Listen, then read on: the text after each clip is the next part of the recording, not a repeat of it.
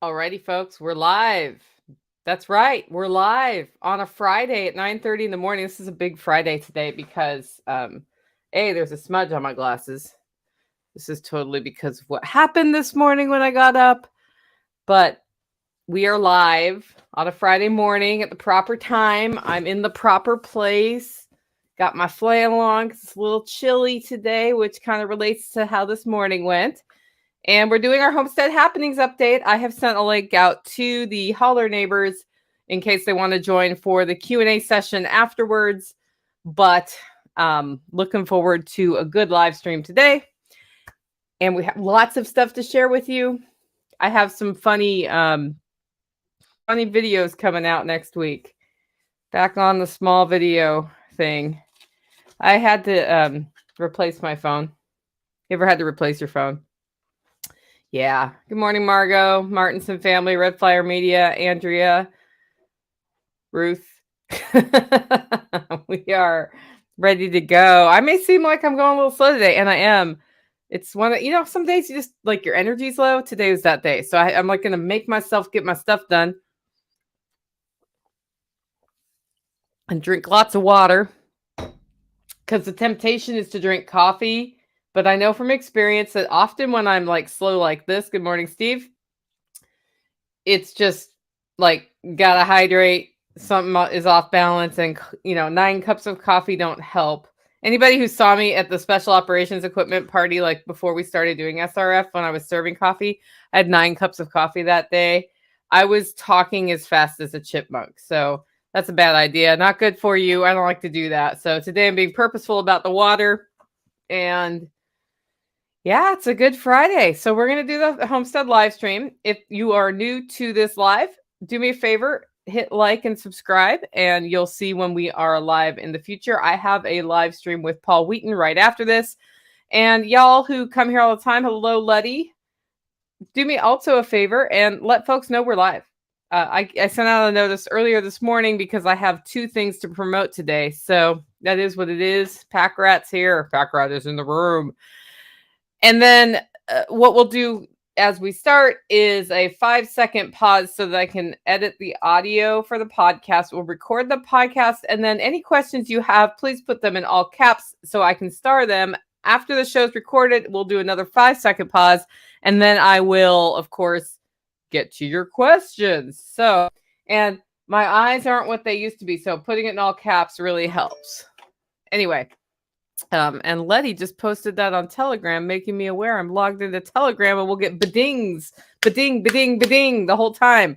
I logged out of Telegram, y'all. Okay, let's get this show on the pony road thing.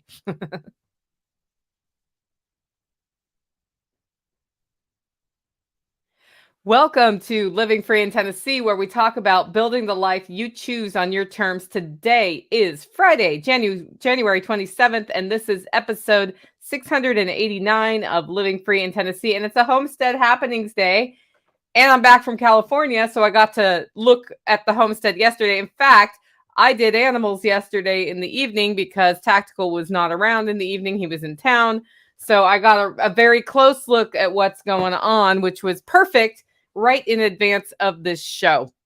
If you hear noise in the background, it's because I have Mortimer running around being Cat Kong, and he's being a little jerk. So Cat Kong comes sometimes, usually when I've been out of town for a week. All the animals, when I get home, they want to be petted, they want to cuddle, they want to hang out.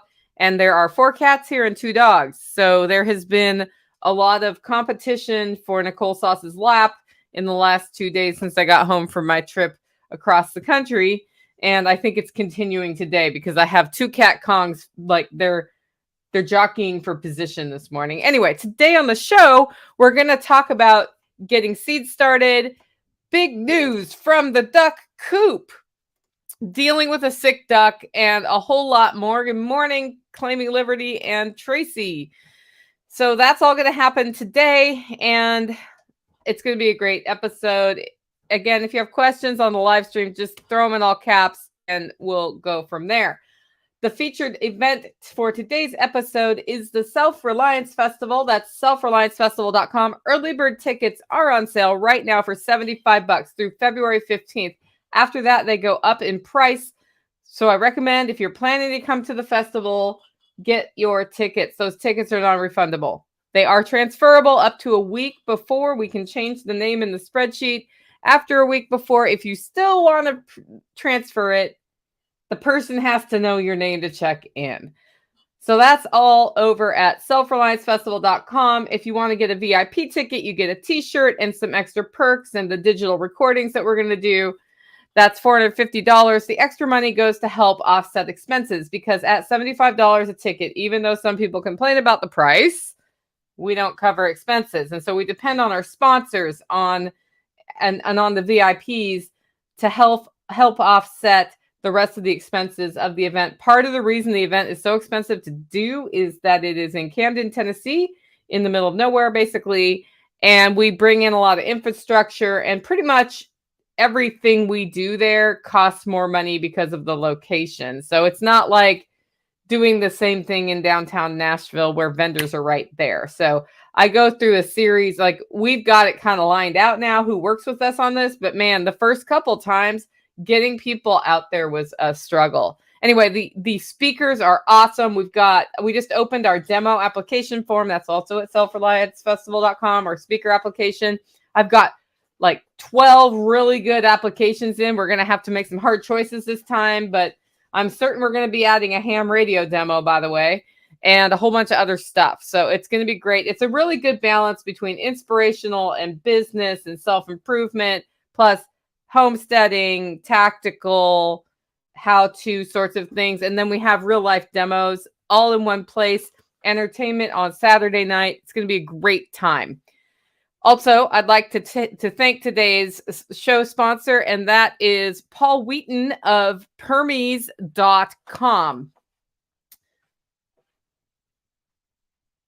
So the reason I just did a really long pause, guys, is because for some reason I don't have my Permies promo blurb up, and I didn't want to just make it up or promote the wrong thing. So now we're going to do it, and I had to pull it up. So sometimes that happens. This is what it's like to produce a podcast. Part of why you watch this live is you get to see what it's really like to produce a podcast. So we're going to give another long pause, and I'm going to talk to you about what's up with Paul Wheaton. Today's sponsor is Paul Wheaton of Wheaton Labs and Permies.com. Paul Wheaton has something to help you with your food preservation efforts this week, and it'll help you take advantage of your harvest. It's his plans on how to build a solar food dehydrator. For only $15, you can check out the full movie details, the development of 2 different solar dehydrators over at Wheaton Labs, the successes and challenges, so you can learn from his mistakes and not make them. If you like what you see, you can also grab plans for the dehydrator from Permies.com. Check out the movie link in the show description. And if you want to know what the link is, it's Permies.com/W/free-heat. And I will paste that into the comments for people on the live stream. With that, it's time for our first segment of today's show, Featured Forage. This is where we talk about what we're finding out and about as we take our walks. And here's what's up, guys. Watercress. I've talked about watercress before. Like a couple weeks ago, watercress was coming back. Well, then it got cold. It got beat back. So the watercress has been beat back. Technically, you can forage it. I wouldn't right now unless I was desperate. But it's been really interesting to see it grow a little while and then go back down and then grow and go back down, just based entirely on the temperature that happens outside, which is how watercress works, right? It pulls down into the creek. But watercress is a really great salad addition, especially in the winter. People eat it sort of as a winter tonic too. They say it cleanses your liver. I don't know if that's true or not. You know, they say a lot of things, but it is delicious. I do know one time when I went to Florida for an event, I was in a hotel. I think it was on Sanibel Island. No, it wasn't Sanibel Island. That's where Jack Spirko goes. Anyway, it was down that in that region of Florida. It was a high-end island, high-end Hilton hotel. Toxic mold. Yeah, so they had been flooded. They had done mold remediation. It had been declared okay. I'm allergic to that stuff. So I walk in and it's just like instant allergic reaction. And I was working an event there for 3 days. I ended up throwing away all my clothes when I came home. I didn't even bring them into my house. And I remember getting home and looking at my mom, who also felt terrible after being in that hotel. And we just looked at each other and said watercress. And we went to the creek and we made the biggest watercress salad. And I think that sometimes we have these cravings for natural plants, and there's a reason. And so then when they told me that it was a cleansing plant, I thought, well, maybe that's why I craved it so badly that time after being exposed to toxic mold for 3 days. Also, don't go stay at that Hilton. They will never get it right. They basically just need to burn the thing. Grass is coming in slowly right now, and that's a good thing because we have sheep who eat grass, and we have been feeding them hay. What's going to happen here as we start warming up in the spring, which, guys, in Tennessee, it can start warming and get cold, start warming and get cold, or we might just start slowly warming into the spring. It just depends on the year. But grass will start growing, and they will start moving back off of hay onto grass. And from what I understand, sometimes digestive problems happen when too much rich food, or the grass is eaten suddenly after a more dry diet. And the sheep definitely have been eating hay. In fact, I'm going to be asking Tactical for an inventory of how many bales of hay we'll have left, just because I'm curious, so that we know what to plan for next winter. But we've been going through it for sure. So that's happening. And then the garlic is poking up. So my garlic in the upper garden is up. It's been up, but it's starting to grow.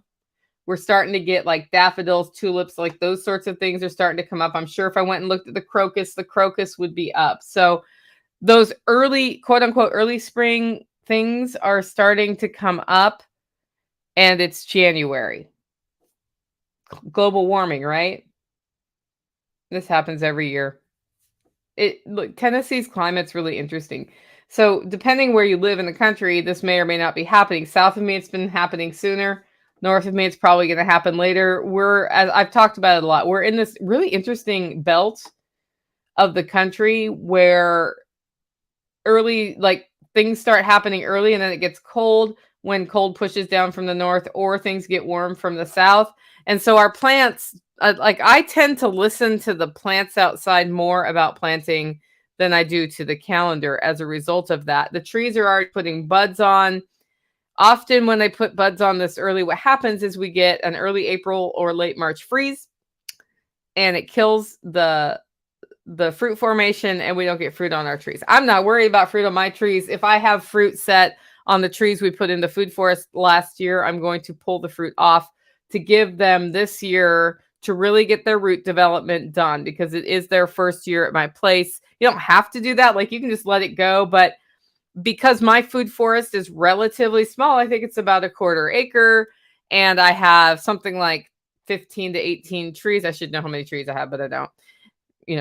However many fit. I don't really I didn't plant like 3 times the trees in that small of an area and just shock them, and whoever lives. I am doing some nurturing. If one looks sickly, though, it's out. So if we look like after a year we're having trouble, then I'm not going to just push through on that. So that's what's up as far as forage and growth out in the yard and garden. Next segment is livestock. This is where we talk about the critters on the farm. And the first thing I want to talk about is how ridiculous my cats are. This is not on my show notes, but they are totally ridiculous. Since the time I started recording this, things have crashed off of shelves. A cat came into my office, clawed at a box, and he's now sleeping in the box after walking all around and under my bed and making lots of thunking noises. And Tigger is in the other room meowing loudly. So apparently there's something in the air this morning, and it is cat rebellion time. I don't think it's a new moon. Like, what are you guys up to? It's like, I don't know. Maybe they just hadn't heard me talk in so long. It's not like I haven't been talking to the mic for 3 straight days. Cats. Now, the reason we have cats on the homestead is to handle rodents. And this year we had a big uptick in rodents.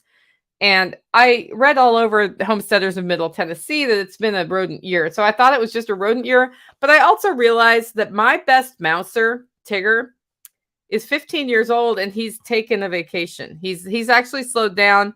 He's only brought me a few mice this year. And so I think part of my rodent problem is my best mouser is not my best mouser anymore. Does that mean I'm going to get into more cats? Not at the moment, but I do think once this set of cats is done, or, you know, because I'm pretty sure in the next 2 years, 1 or 2 of these are going to be departing this world because they're just that age. I think when we get down to 2, I'm going to look at what it will take to integrate another outdoor cat, because the fighting of the rodents has been ridiculous this year. We've used bait, we've used traps, we've used water, we've used Tactical's dog, and it's been rats and mice, something I've never had problems with. The feed is moved out of the duck coop now so that it's not like this cozy, warm place with nice wood chips where you can go get a snack. So that's hopefully helping as well. But cats, man, cats are an interesting trip. I actually love cats. I'm a cat whisperer. I can get them to do anything I want them to do. Usually if I train them well, I can train them from kittens. I'm better at training cats than dogs. But today, cats have a ridiculousness about them. In the rabbitry, we do not have baby rabbits yet. So the white rabbit was due last week if she was pregnant. This is her 4th try. So she was not successful. She gets 1 more week in case she's having an unusually long pregnancy. I don't think she's pregnant. And if nothing happens, then she is going to be processed and make room for the rabbits who are successful at reproduction. The black rabbit is due this week, so we will see what happens. I can't remember who we paired her up with, so it kind of depends. I have one male who I'm suspicious might not be reproducing anymore, so he's going to get some tests as well. But the rabbit who had babies in December, next week it's time for weaning. And then that means in a little while she can be bred again. So we sort of have them, rather than all do it one time, I have them on a rolling schedule. And her 2 babies are ready to tractor. We aren't growing enough grass yet to tractor them, so we will do what we do in that regard. But finally, after a year and a half, we're getting some reproduction in the rabbitry. And that was partially a management issue. I was feeding them too much and they were obese. So it's kind of my fault. I didn't really realize that. I just free fed the rabbits. I've never had problems free feeding rabbits in the past. When I had pet rabbits, they were not fat, but these ones got fat. So Loud Cat has now come into my studio and you might hear him meow. Yesterday, Tactical walked into my kitchen and he took his hand and he lifted it up and he smiled and he looked proud. You know what was in his hand? An egg. We finally got a duck egg yesterday. Now, I talked last week about the nutrition deficiency in Tractor Supply feed, and I have had no way to verify if there is one or isn't one, and so I'm not going to go all crazy about that. Apparently, we did feed our ducks do more feed for a bag's worth because we were in between feed sources. We were already in the molt and we're already not getting eggs. And we also didn't get eggs then. We had changed to the new feed as soon as we got the new feed. And we got an egg after a week of that. So it is also the time of year when more light's starting to happen. And so egg laying is going to start to re-happen. So I still can't verify it. I'm sharing that story so you can do with it what you will if you are having laying problems. But we are getting, well, at least one egg again. We'll see if we got one today as well. We also have a sick duck. While I was out of town, Tactical told me he had a duck who was kind of floppy and limping and wouldn't come out of the pond. And she finally came out of the pond and was walking like she was drunk. So I asked him to quarantine her. She's in her own little dog cage with her own little swimming bowl. And I looked at her yesterday because I was out of town. So I usually do the first aid. We're going to be giving her vitamin supplements and keeping an eye on her just to see what happens. Some people I've read online, like some people, when the ducks go through the molt, they have this issue. She could be sick. The most important thing is to quarantine her from the rest of the flock. And if it looks like she's not getting better, she'll get cold. And if she does get better, then she'll return to the flock. Yesterday, she was very active. She just can't balance. So something there is weird. It could be worms. That's the other thing. It could be a virus. It could be worms. There does not appear to be a broken leg or any structural issues. So we're starting with vitamins. And no, I don't worm my ducks. So it could be worms. I don't know. I've never really had a worm problem. That doesn't mean I won't have a worm problem. The next thing is the animals for sale. The pigs are going up on the internet for sale today. I was hoping a friend of mine would adopt them and trade me pig meat futures for their offspring, but she hasn't gotten back to me, which tells me she's not super excited about that idea. And that just means I'll be buying pork from one of y'all because we're not going to be raising pork here. We're going to focus on the sheep and the poultry. So we'll be listing them as a pair. And it's possible that Lady will get purchased and processed. I don't know. It just depends on who buys her. That's their choice. She's a great mother pig. So I would let her continue to have babies, but that's just me. And we are also listing Brownie. I got an email from somebody interested in Brownie. So if that works out, that works out. But he's going up. He's a 1-year-old, approximately St. Croix, purebred, great genetics. He would like to find his forever herd. He'll make a great ram. If he doesn't sell, he is going to the processor. So that's Brownie. This week we had a sheep rebellion. Do you know what a sheep rebellion is? See, Tactical calls it a rebellion when they start getting out of the fence. You know how they get out of the fence? It's not electrified. We had the electrical off for a couple reasons. One, we're down a fence, the extra fence charger. So we have the herd in 3 places. We're down the extra fence charger because the fence charger broke, doing a warranty claim on the one that broke, right? And we are needing an extra fence charger from usual because we have the herd divided in a weird way, but that's actually simplifying right now. So he didn't have it electrified for that reason. And Baby was born, and he wanted Baby to be at least 2 weeks old before she experienced her first nose zap. And I was like, cool, whatever. And so we reunified all the girls into one paddock. So we had 2 girls and the baby in one, and 1 girl separate, hopefully getting pregnant. We'll see. And it was time to bring them back together because we're into late enough in the year that I don't really want them getting pregnant right now based on the timeline I wish to establish long-term for sheep husbandry here on the homestead. So he brought them in together. I wasn't here to help. And they immediately started getting out of the fence that wasn't electrified, which usually the girls will stay in just because the visual is enough and they really don't like being shocked. And as long as there's enough food and water and it's comfortable, they're like, whatever, I'll stay here. So he spent 2 days chasing sheep and dealing with the issue. And now they're electrified. I don't know if Baby's gotten shocked or not, but I assume Baby has. Baby is at like sort of what I would call the toddler stage, which is really fun. So Baby is getting into trouble, hopping up on mom's back and hanging out, doing all the wild flippy things that you see goats do. Sheep do that too. And so Baby's really doing a pretty cool set of hijinks right now. I think this is my favorite time with Baby. We are going to be launching a naming contest next week for Baby. So get your best names ready. I'm hoping to get some good video and pictures of Baby so you can see what Baby does. Baby also let me touch her yesterday for the first time, but she wasn't super thrilled about it. So I'm going to spend some more quality time in the pasture, and hopefully she'll be more handleable than her mother, who is very skittish.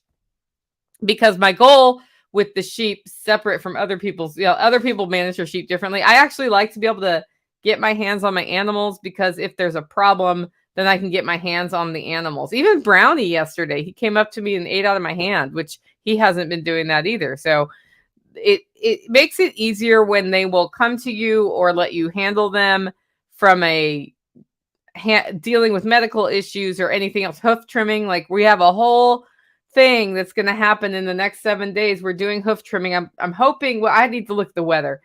If it's going to rain, then we're probably doing hoof trimming today or tomorrow. If it's not going to rain, I'm going to let the ground dry out a little bit more because I'm going to be putting the sheep on the ground to trim their hooves, which is different than most of the YouTube videos you see. So the YouTube videos you see this person sitting in the chair and the sheep comes up and they lean them back and they trim their hooves and they let them go. Based on my interactions with my sheep, I don't think that's how hoof trimming is going to go. Based on my interaction with my goat, I don't think that's how hoof trimming is going to go. So we're going to put them on the ground. There's going to be two of us, one to hold them down. I'll trim their hooves. And hopefully I can find a third person to run the camera so y'all can see what that looks like. Trimming hooves is not hard. But what I did learn is not all hoof trimming tools are created equally. And, some of my friends are like, just use pruning shears. Yeah, I tried that too. But I bought a really super heavy duty pair and I'm excited to use them. It's going to be my first time using this pair. My other ones, it's been like, it gets the job done. But my goal with trimming a hoof is to get it done quickly and let the animal go, not spend time like hacking at their hooves, which are like kind of like fingernails. It doesn't hurt them, but they don't like you messing with their feet too much. And then in this case, they'll be down on the ground being held down. They don't really like that. So lots of things will be happening around hoof trimming. And I keep putting it off because it's muddy, but that's also a risk because when their hoofs get long, the dirt will stay there and then it's touching the skin or the frog of their foot. And then that can develop infection. And then you lose an animal because you didn't trim their nails. Like that would be super stupid. So we're not going to go that direction. When the veterinarian was out, she told us that this works with Goat Farm that she works with. They have a sort of an A-frame little thing that they can play on, and it uses asphalt shingles, which are kind of sandy if you've ever seen that. And they run up and down that, and it keeps their hooves trimmed. And it is on my spring agenda to build something like that here and put it in the sheep pasture, hopefully so that will get things taken care of. I mean, it's worth the experiment in my opinion. I have extra lumber, like cut pieces of subfloor and stuff from my bathroom remodel that could just be used. So it doesn't really cost anything but the asphalt shingle things for the roof. And then if I have to buy a certain amount and have extras, then at some point the doghouse roof will be that, or we can use it for other roofing. I have metal roofs on all the buildings here because it's Tennessee and it rains like 7 inches in a day sometimes. But and metal roofs are durable, but hard to find leaks when there's a leak, like because it can travel, I swear, diagonally and uphill from where the actual problem is. But I do like metal roofs better than the asphalt shingle roof. I like the look of them too. So that's just me. Other people think it looks like hillbilly, but I don't really care if things look hillbilly. The next segment is Grow. This is where we talk about what we're growing on the homestead. And we are still getting garden beds ready. I don't know if Tactical got any garden beds ready while I was gone. I actually didn't look at the garden. Well, I kind of glanced at it, but I didn't look carefully at the garden. And I'm going to need to go to wood chip Mecca and start manually shoveling and hauling wood chips here to use as mulch. That is on my short-term list. I may even see if I can get out there this weekend. It just depends on the weather and if I can borrow my friend's truck. Another friend reached out and said I could borrow her truck, but she's 3 hours away. So I'd rather borrow the truck that's 25 minutes away. But that is on my agenda to finish up in the next week or so that early spring planting can happen. I am ready to direct sow seeds into the ground already. And there are some beds ready for this, but not all beds. And the way I do it, I've talked to you guys about this a million times. It's just seed roulette. Like I'll put them out. If they die, I'll put more out. It's not a big deal. A packet of seeds is $3. My seeds were free because our favorite electrician friend, his wife was at Walmart and they were throwing all their seeds away at the end of last season. And she said, well, rather than throw them in the dumpster, do you mind if I donate them to 4-H and give them to friends? And she got the box that toilet paper ships in, a box like that big full of seed packets. And she was awesome. She divided some up for me and she gave me extras to give to the community. And I shipped some to somebody and I sent, I've had them out at events and eventually they were all gone. But it was kind of nice to tap into that waste stream. So, Now the only seeds I might buy one variety of squash. And I might buy some varieties of cucumbers. I have cucumber seeds. I might buy a variety of squash that I want that's specific. And then I actually do want to grow the python beans that Jack Spirko talked about. And he handed seeds to me, which I handed to Carrie, which I don't know what happened to those seeds. So I may buy python seeds just to grow the python bean. That's more later in the season though, right? And that'll be hopefully in the aquaponics system. We are beginning the aquaponics relocation project. So 6 years ago, David and Jack put an aquaponics system in front of my house before Taj Mahal was built. And then I built Taj Mahal sort of as the event space, and it works fine with the aquaponics system under it. But I've been planning to put an aquaponics system on the new hillside that got done, and we were putting weed cloth down and wood chips to keep the weeds from coming in that area. And I'm sort of making it an inviting place to go. There's a little mini pond that'll be there. And I decided that I would move this aquaponics system there and flatten this area. And my plan is to put concrete out here.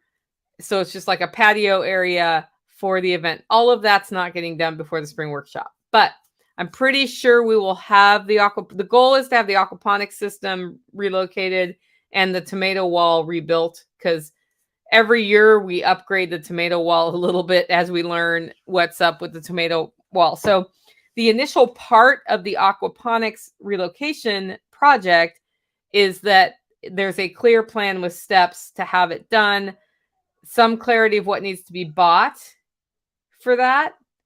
Hopefully Tactical knows that CC is outside, because I hear his dog outside, and I did say it on Zello, but you did not acknowledge it, or that CC has been let back inside. I hope you're listening to this live stream, or somebody listening to this live stream is texting him madly right now, because this is how our dogs run away. Anyway, I need clarity of that so that I can decide how do we get it done, because I want it done in time for me to start planting by the end of February. So that's like 4 weeks away. There's a lot of other projects going on here. So, I may bring in help for that. I'm going to see what parts I can do of that. Definitely going to get a big old delivery of cedar wood chips to go up there rather than the wood mecca, like wood chips ground up from the trees in our area. Cedar wood chips are great at keeping like unwanted weed growth. And I know permaculture, the problem is a solution. In this area, I actually want ground that doesn't have things growing in it with purpose, so I don't have to maintain that ground. And so it's easy to get to my aquaponics beds. And then I'm starting peppers and herbs this weekend in my seedling system. In order to do that, I have to take all of the herbs that are drying on that rack and transform the rack into the seedling system. I actually ended up deciding not to do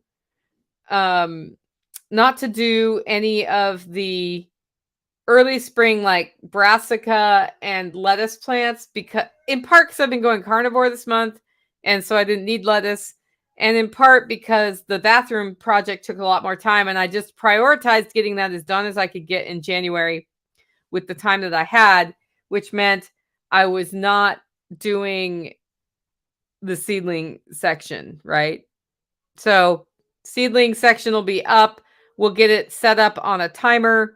And peppers take up to 14 days to germinate. I've got jalapenos from Jack that I've been saving year to year here. I'm going to get those started. And I'm going to decide if I start bell peppers or not. It's actually a question mark because it's actually not that expensive to buy 3 bell pepper plants. And that's about all I ever have here. And I have limited success with them. I also took a drink of my water and totally missed my mouth. So there's a hole in my chin, apparently. Harvest meals. This is where we talk about where we're cooking with what we have, which is the name of my cookbook also, which is how we live here. So we see cooking more as a skill you develop and use over time rather than a really strict adherence to written recipes. I think when you learn how to cook without recipes or without the dependence on measuring every little thing, that's good. And as you do this, you learn what you do want to measure. Like, I like to measure my ratio of salt, but I don't measure it with a measuring spoon. I just sort of eyeball it. That happens over time as you get more successful. This week I had, so when we processed the pigs, we ended up with a pork roast, which was a pork rib roast. And we ended up with a lot of those and no pork chops. You know why? Because those need to be cut into pork chops. And it was a very long day, and we processed 4 pigs, 3 or 4 pigs, I can't even remember, in one weekend. And they were big pigs. I know it was at least 3. It's probably 3, not 4. 4, 5, 6. 1, 2, 3. Anyway, the people who helped me will know. It was a lot. It was a lot. It was a lot. And so none of the pork chops got cut. We just packaged them up, froze them, and I knew I could come back with a bandsaw or something and cut the pork chops, something I've never done. And I've been, really prioritizing eating through the meat we have rather than doing something simple like going to the store or whatnot. And so I grabbed that out and I was like, I know I can roast this, right? So I looked online a little bit, poked around, and I'm like, oh yeah, pork rib roasts are an actual thing. So I roasted that last night. And here's what I did. I took the pork roast and I made a dry rub with Melissa from Honeybee's Kitchen. She has a Sage Sisters blend.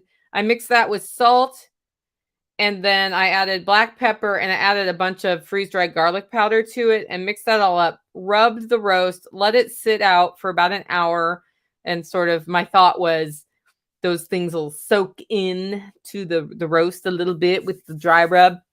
And then I put it in a pan with a bed of onions. And then I have squash we're using up. So I had patty pan squash that we needed to use up, cut up one of those, put that down. And then I took the pork roast with the fat side up, roasted it in the oven at 350 for 2 hours. It still wasn't done. I did the Self-Reliance Festival live stream last night on that YouTube channel, and Tactical measured it. He took it out at 100. I asked him to go to 155 to 160, not to 180 or something. Whew, that would have been really cooked. But I went a little higher than I often would, just because that's what I wanted. And then we cut between the ribs, and that was delicious. That was delicious. So that was our harvest meal. It took 10 minutes to prepare. It took 2 minutes to cut, and it took about 2.5 hours in the oven. It was a 5-pound pork roast. It was fully defrosted when it went in the oven, and didn't cover it with tin. I mean, I guess when we took it out, we covered it with tinfoil and let it rest for about 10 minutes, but that's just normal roasting skills, right? But it was juicy. It was delicious. I scooped out the vegetables from the fat and the sort of liquid and put it in a bowl. And I had a little bit of that, even though I'm going carnivore, just to taste it. That tasted good. And I don't know. It was a great meal. And then, of course, another side. I always have sides because not everybody here is going carnivore this month. Did green beans on the side with lots of butter from the jar. Remember last year when I was trying to can enough green beans? I finally got enough green beans, and now we're eating them. And actually, the freeze-dried broccoli is really cool. So I go through like a half-gallon jar a week, I think, if I just build it into regular meals, is about what we like to have. So that's just a point of information. If I score like end of season, we got to use it today, broccoli again this year, I'm going to totally freeze dry it again. But now I'm not trying to save it for 20 years, guys. I'm just using it as part of our normal thing. And I can say this, compared to other ways of preserving broccoli, I like it better than frozen, right? So it's freeze-dried is best, frozen is second best, canned I've never tried, but I know you can can it. I've heard it tastes funny, and I do know it would get squishy, so I like sort of the al dente. You can preserve that by blanching and freezing, or blanching and drying. The blanched and freeze-dried, though, has more broccoli flavor left by the end of it all. So that's the deal with the the harvest meals section. Next section is holler, neighbors, and community. Tactical just let my dog back in my house. So that was nice. I was just making sure we didn't have a dog escape. So, and that all happened because I said it on the live stream. Steve, my next door neighbor, Zello'd him, and then he came back and made sure all the dogs were good.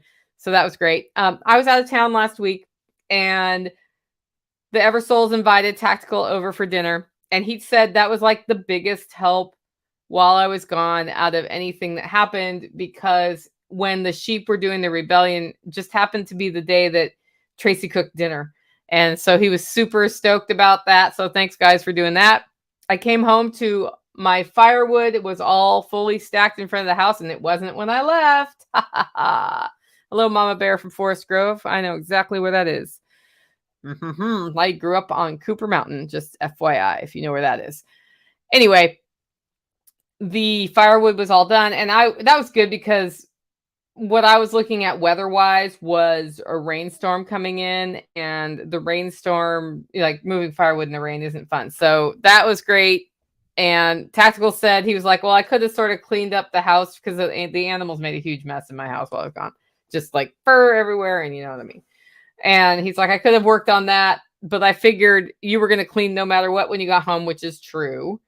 And you'd probably only take a few wheelbarrow loads of firewood at a time, which is true. So that was a huge favor, and it was nice to come home to that. And then, you know, this morning, so my hair, I don't know if you can see on the video, my hair is still wet from my bath this morning because the pipes froze last night because I'm stupid.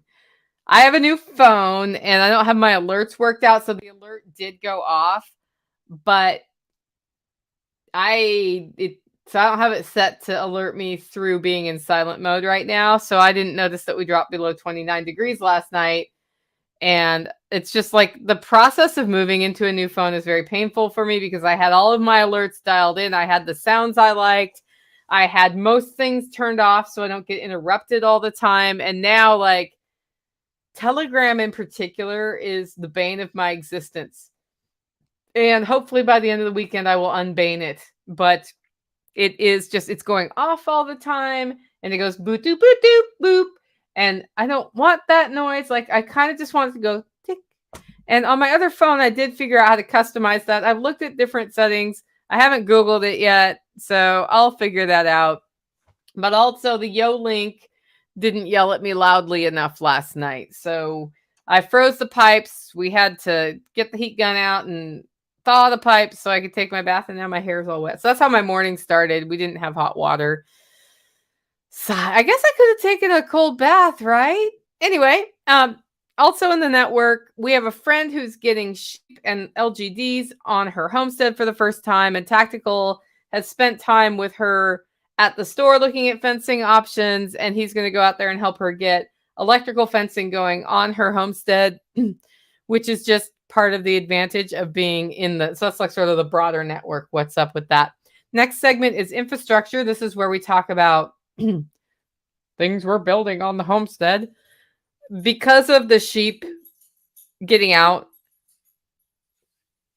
Tactical decided one of those things that was on his long-term list of things he'd like to do with the fencing was going to get done. And that is that he's had a plan to run electric on the Holler homestead so we can run off one fence charger and different zones electrify, right? So it's sort of, it's not exactly permanent, but it's permanent electric feeds, but we are moving with step-in posts the paddocks around for the sheep.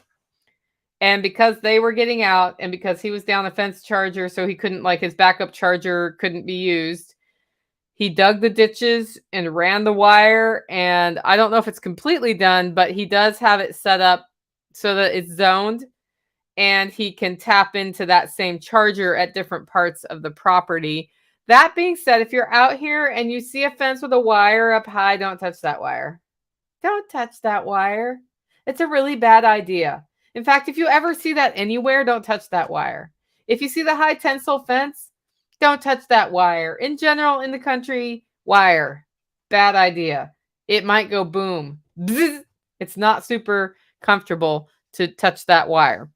And then the other thing going on here is we are getting ready for the solar install preparation for my workshop, which requires some electrical work and just discovering where utilities are buried here, which we are then hopefully documenting, right, Tactical? And then holler neighbors, you should probably log on soon, by the way. So all of that's getting done, and it's a lot of work, but I will have the plans in for what we're buying. I was actually just talking to Sean Mills about that last night. It's possible that we are gonna be doing a full pallet of solar panel purchase, because buying it by the pallet drops the price, and then people who also want solar panels will work you in as part of that group buy, because I don't need a whole pallet's worth of panels, but that is something that we're looking at doing as well. So just stay tuned for that. And of course, if you haven't signed up for the spring workshop, I released 10 tickets last Friday. I have 5 tickets left of the extra 10 I added because I realized how cool this solar build is going to be, and you don't want to miss it. So that's April 27, 28, 29, livingfreeintennessee.com for that one. Last segment is finances, and this is something I don't think we've ever talked about it, but it's like I hate doing clerical things, and that means I let balls drop on things that are not going to bite me. And one of the things that doesn't necessarily bite you are warranty claims. So I am catching up on warranty claims this weekend because we have a fence charger and a soda stream that need to go through the warranty process because they broke prematurely. And from a homestead finance standpoint, like those will probably take me 10 minutes each to do. So it's not even that much time. And it's an important part of keeping your costs under control, dealing with things that break. We've also I had a smoke detector that I bought, installed, batteries went dead in 2 weeks. And I was like, oh, they had bad batteries in this package, whatever. Put new batteries went bad in a week. So something's wrong with that smoke detector. So that's getting switched out. It's like the whole warranty thing, especially now with the quality of things produced apparently down. In the last 2 years, it's gotten way worse. Keeping up on the warranty keeps your finances a little more under control, which is kind of nice, because if you don't have to spend the money twice, you don't, right? But they're counting on the poor quality happening, the warranty needing to be done, and then people not doing it and then buying another one long term because it's out of the warranty window when they get around to it. That's part of the game. So I'm playing the other part of that game. Clerical Friday is also a new thing here. So today at 4, the redneck and I meet at the dining room table to do our own clerical things. That's just because both of us don't like doing clerical. So I was like, we need to every Friday spend an hour or two doing it so that we catch up on what needs to be caught up on. And when your clerical is under control, your whole life works better.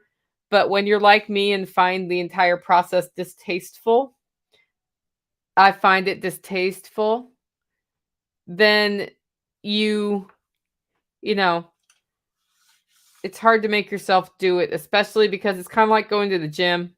If I do the work now, it'll have a payoff later, but it's going to be way later and I may not see it. Same with the gym. If I go to the gym every day, then I don't end up with a huge problem in a decade. So that's kind of how clerical is for me. So we're going to try this Friday at 4 thing and see how it goes. My idea is 4 to 6, then eat dinner, and you end the week in a strong plug. Anyway, that's the Homestead update for January 26th. If you like the show and want to support the work I'm doing here, you can do it in 2 ways. 1, get your coffee at hollowroast.com. 2, consider becoming a member. Just head on over to livingfreeintennessee.com to find out more. With that, guys, go out. Make it a great week.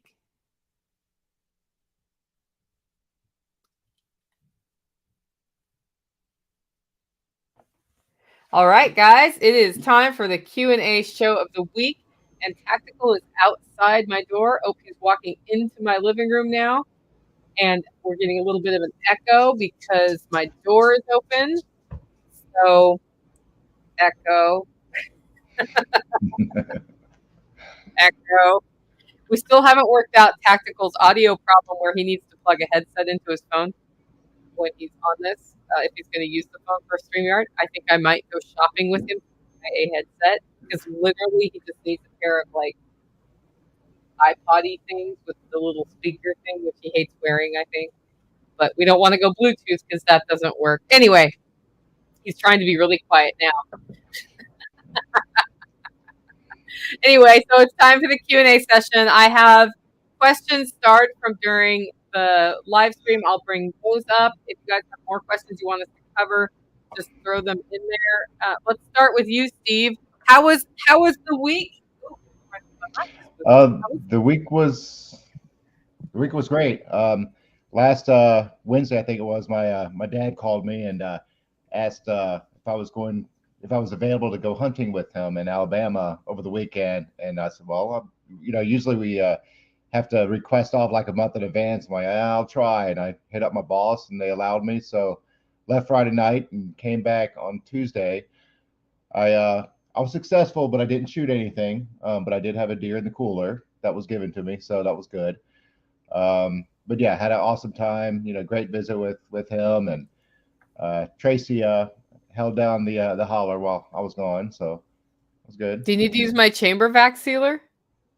Oh no, I have a regular bag sealer. I mean, it's a nice one. I mean, it is a bag sealer, but yeah, it works great. I will be getting a chamber vac sealer though one of these days.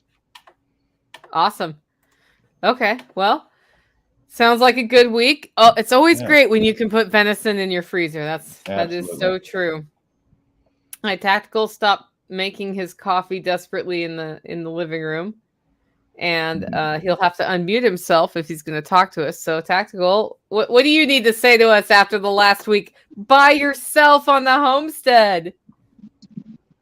It was a week, but it went better than most times that I'm here by myself. I was just glad that the catastrophe of a problem that I had was a permanent fix and not I've got to string all this up just so I can take it down in 3 days, which is normally what it is. Normally it's like string up a bunch of extra portable electric fencing and then the sheet move like 3 days later and you take it all down.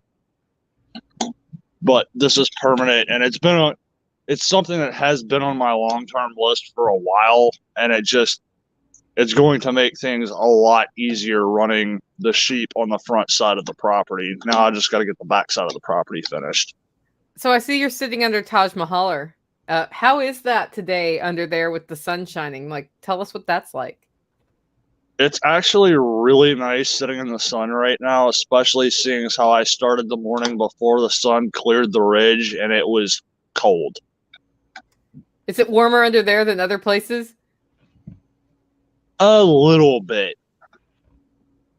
I'd say it's warmer over than where I was just at over on the hill, but I was also, running a weed eater and a Sawzall clearing stuff out over there, so my body temp was already up a little bit. All right. But I'd say it's definitely a little bit warmer under here. Cool. Okay, so Snail Creek Homestead says, I feed hay in winter and as supplement to the rabbits.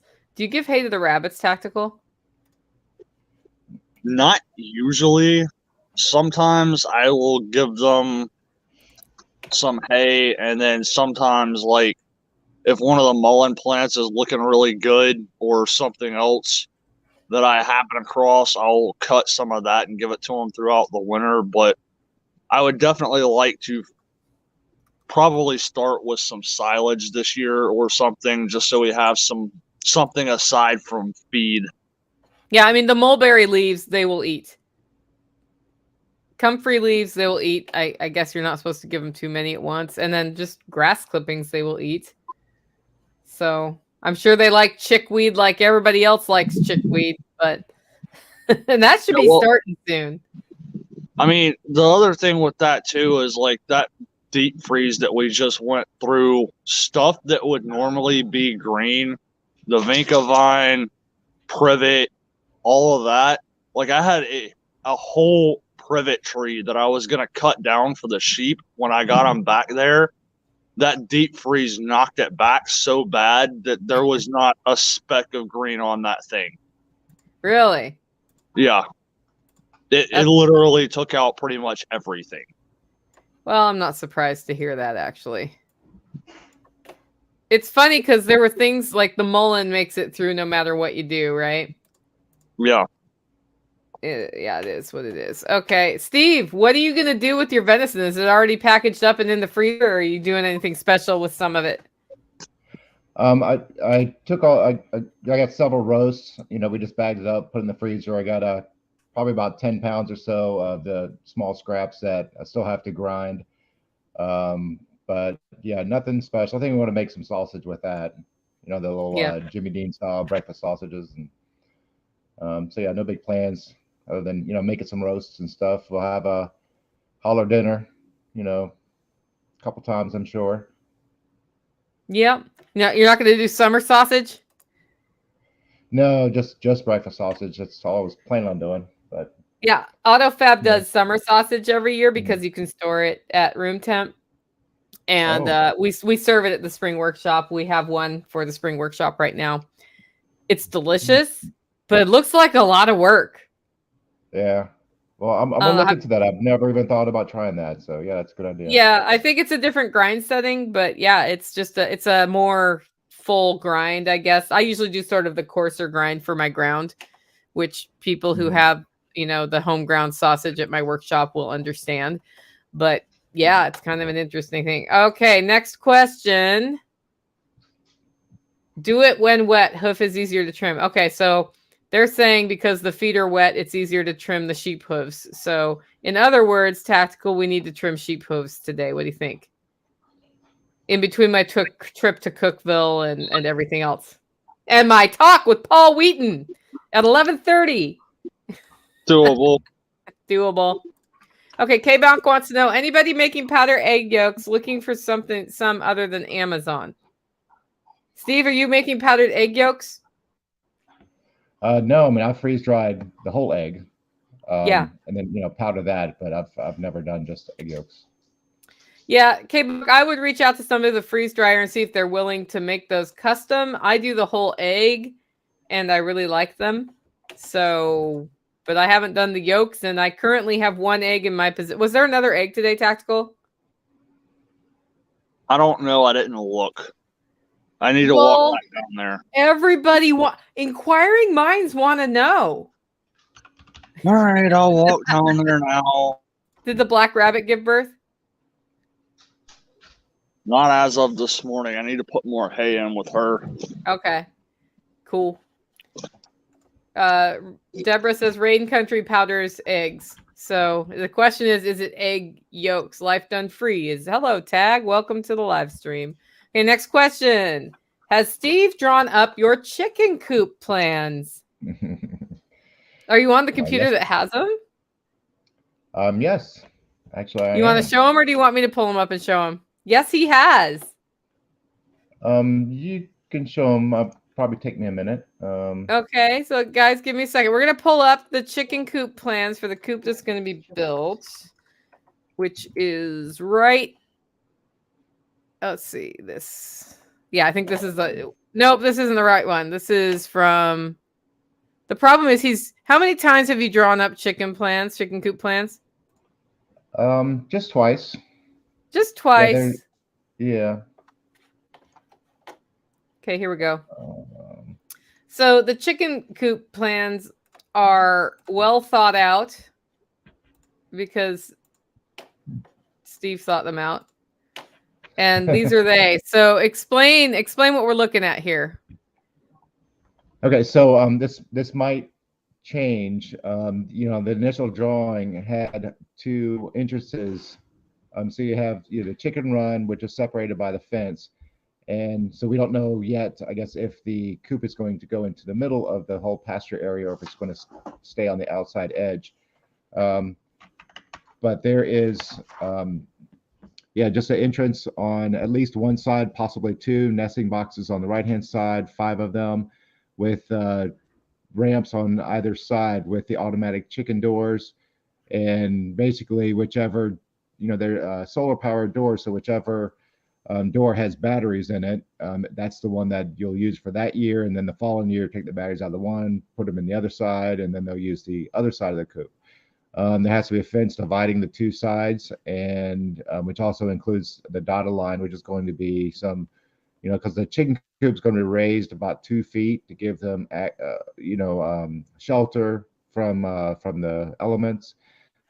So depending on what side there will be, still have to figure out the whole watering. Where it says feeder, there's going to be a gravity feeder where you basically just put in food from the top and it falls down to the bottom, and where they have easy access to the food, so you could put about 2 bags full at least of feed, so you'll have to fill them up every couple weeks, month or something like that. And windows all around for ventilation that you can close. There's also ventilation along the roof line, and I didn't create any side views. I guess I could show my pictures of my coop I built in Knoxville, because Yeah. would you like me to do that, or? Oh no, that's okay. We'll Okay. so you don't know, but my plan is that we're capturing this whole thing on video. Yeah, So- awesome. So yeah, and I expect you'll be giving a tour of the coop at the spring workshop, even though there probably won't be chickens in it yet. Right. But Sounds it good. should be done by then, in theory. Oh yeah, yeah. I'm planning on starting it right after Sean Mills's GSD. Yeah. So the towards the end of February, and I think it'll take about 3 weeks or 3 weekends to completely get it done. So it'll be done before SRF. Awesome. Okay. So this one's going to be for tactical. Best fence charger. Looked at Tractor Supply offerings with skepticism, wondering if there's something to be done with an old automotive truck coil instead. Car coils are meant to last a good long while. So tactical, that's all you. So no to the truck coil thing. The fence chargers are specifically designed to pulse. And one of the reasons that they do that is as a safety feature, so that if an animal touches the fence and they get that lock up, the muscles lock up, when the fence charger stops pulsing, the animal can get loose. So if you have it as a solid, it's just electrified, you could actually kill your livestock. I mean, I'm not saying it's going to happen, but it's a possibility. I like the Premier One fence chargers. For one reason, they run off of 110 or 12 volt. And so I took the spare fence charger up the hill and put it on 12 volt to replace the one that went bad. And then, before I took it over there, I actually had it down at the duck coop and was running it off of 110. So that's one thing that I like about their fence chargers. It has different settings that I don't use. I just use the normal setting, but it's got some lower powered settings. It's got some nighttime settings. So, if you've got animals that aren't active at night, you can save a little bit of power there. And then another feature that I really like about the Premier One is it has 2 hot legs. So you can, if you're running just say a top and a bottom strand of wire, you can have them on 2 different legs, and if a tree branch falls on the top wire, it won't ground out the bottom wire.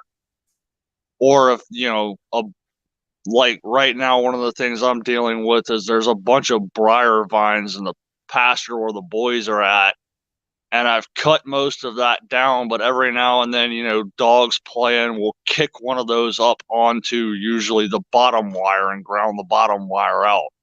But since it's got 2 legs, you're only grounding out 1. So that's another feature I like. For the most part, when it comes to any fencing supplies, there's not really any brands that I won't recommend aside from Zebra, which they sell at Tractor Supply. Like, don't get that one. Yeah, like everything that I've bought from that brand sucks. Okay. And is there a bad bird outside? Apparently, Apparently there's a bad bird and there's something else because Sunny was just halfway up the ridge losing her mind about something else. Okay. What's the best goats to breed? No clue. It depends. What is your goal with the goats? Milk? Eating brush? Meat? Low pest load? Where do you live? What works in your area? So if you want to do goats, this is what you do. You go talk to local veterinarians who deal with livestock and you say which goats do the best here and why. And you go talk to people who have goats in your area, ask them which goats they have and why. And then you do need to assess if you're like different breeds do better on milk, like dairy versus meat. And or, you know, if you just want a bunch of brush goats for cheap, you can just go deal with that situation as well. So I don't have a breed that I recommend because it depends on your situation. We have I have a mutt goat from John Willis, and Clover is an actual kind of goat. I can't remember what kind she is right now. I'm having, you know, like when a word won't come to your mind. They're little goats. Dwarf Nigerian. No, she's a Nigerian. Yeah. Thank you. Nigerian dwarf. She's mixed though. She's not 100% pure. She's a little bigger than she should be, but her demeanor is great. And I got her not for milk. I got her for brush eating, and because in this area that breed does really well as far as pest load. They don't get a lot of worms. So that's why I chose that variety. And I got her from a local source. So hopefully that sends you down a direction. Your area may be different. Also, I would look at your market and see if there's a kind of goat that people like to buy. Like if you can raise premium goats for sale, and one type does better than others by several $100s, then I would look very carefully what it takes to do that, and then do that. Wait, I just answered a question for you. Okay, Packrat says, "Is it the deluxe coop? Is it Coupe de Ville?" That one's for you, Steve.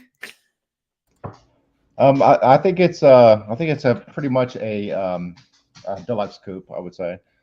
It's a palace. It's a chicken palace. Yeah. It's a chicken palace. So the Eversoles treat their chickens very, very well. They get heated lamps. Yeah. They get counted at night to make sure one isn't under. Yeah, that's right. Okay. Speaking of powdered eggs, we are looking to dehydrate our eggs and then seal them in a food saver bag. Do you know how long they will keep? Oh, that's funny. How long do dehydrated eggs keep? Who wants to take this one? I've never dehydrated eggs, and I'm pretty sure that it would not keep as long as freeze-dried eggs, but I couldn't even say how long freeze-dried eggs would keep because of the fat content, so I'm not sure. I also don't know. I know that when you dehydrate things and you keep them in the fridge, they last longer. So it kind of depends how you store them. Do you have an O2 absorber in there with them or a desiccant of some sort? There is a high fat content there. So what's going to happen is the fat will go rancid. And because I don't dehydrate eggs, I've never looked it up. So I would actually go and look at the instructions on how to dehydrate eggs and see how long they say they're supposed to last and how you're supposed to store them. Cool, dark places are usually great for storage. I freeze dry my eggs. They say those are good for 20 years, but I have no intention of keeping anything for 20 years. I intend to, in fact, we haven't had eggs for months now, but have we eaten eggs, Tactical? Well, if he could move right now, he would tell you, yes, we have. In fact, yesterday I made eggs from egg powder, and I've just started with the stuff I freeze dried first and have been rotating through until we can get fresh eggs again. So that's part of the purpose of the entire thing. So if anybody in chat knows how long dehydrated eggs, not freeze-dried eggs, last in storage, like throw it into the chat. I can look online and tell you what it says online, but you can do that too. And I like to dig through my sources before I commit to a timeline rather than just the first answer I get from Google, because Google does not work anymore. It pulls bad information all the time, and you really need to kind of look at what the sources are. And hopefully Tactical will log out, log back out in when he realizes that he's a statue. Okay, this one comes from Philippine Nomad. Clarify, best for moving and eating. Oh, mowing and eating. That's goats. I don't know, dude. So again, in your area, I would ask which goats don't get worms. And then which ones, I mean, goat tastes like goat, right? But some might get bigger. So you may want something that gets bigger for meat if you're going to eat them as well. All goats that I have ever met are great at eating brush. They're less good at mowing because they're great. They like pick and choose. Like the sheep are better at mowing than the goats, in my opinion. And the sheep do a great job of getting the underbrush too. So that is what it is. So I didn't see that you were clarifying. I just saw you ask 2 questions because that goes back to I see really well now. I really see that well. Okay. I don't see any other questions. Do any Holler neighbors have questions that you've been wondering about? All right. Let's go once around the horn, starting with Tactical. What do you want to share before we sign off? I don't know. I'm getting photo bombed right now from somebody else about this fencing project, so my brain's like split 3 different ways right now. Okay, I'm gonna make her go watch this video so she knows what happens when she photo bombs you. He can't handle 2 things at once. She should be watching this to start with, but apparently she's at the store right now. Yeah, Red Flyer Media says pre-search is a good search engine. It is a good search engine. That's a good point. Pre-search. That's my primary right now. Yeah. Yeah, Deborah says goats are browsers like deer. They don't particularly eat grass unless they don't have a choice. Also true. Steve, what do you want to share with us before we move on? I'm excited for potentially having game night this weekend, and helping Nighthawk tomorrow pick up some wood or something from Lebanon, and so yeah, looking forward to hanging out and doing all that. Yeah, I'm all in on game night, and if our friends who are traveling through the state stop by, I think they like playing games too, so that might be a good fit. We'll see. We'll keep posted on that, but I'm ready for another game night, guys. Thanks for joining the Q&A. People listening to the audio podcast, if you want to get questions in, just email them to me and put LFTNQ&A in the subject line, and I will save those for these shows. We will see you next week. Make it a great week.